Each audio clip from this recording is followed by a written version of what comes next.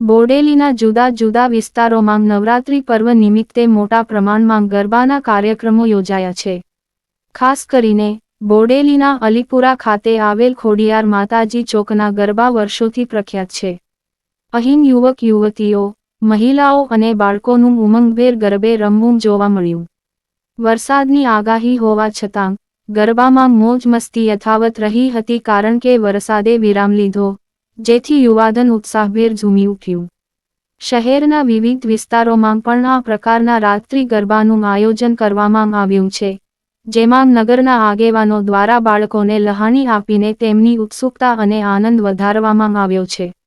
Reporter Ashok Thakkar, Bodeli.